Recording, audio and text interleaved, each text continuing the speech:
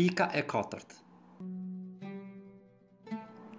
Një shembull urtësie në agjerimin e muajit të Ramazanit lidhur me nefsin instinktiv është siç vjen.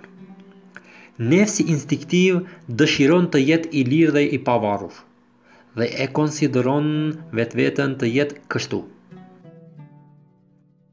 Sipas diktateve të natyrës së tij, ai madje dëshiron për vetveten një hyjni të imagjinuar dhe të bredh si të dojë.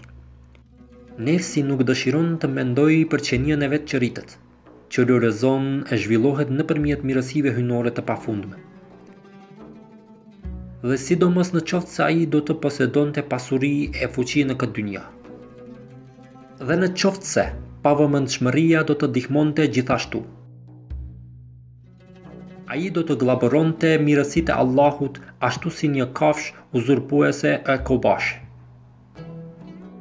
Kështu në muajin e Ramazanit, nefsi instinktiv i gjithë secilit, nga më i pasuri tek më i varfëri, mund të kuptojë se ai nuk e ka në pronësi vetveten, nuk është krejtësisht i lirë, por është një skllav i urdhëruar.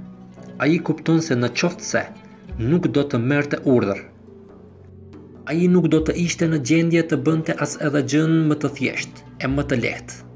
Ai madje nuk do të mund të shtrinte as dorën e tij ndaj ujit. Kështu hyjnia e tij e imagjinuar thyhet e dërmohet.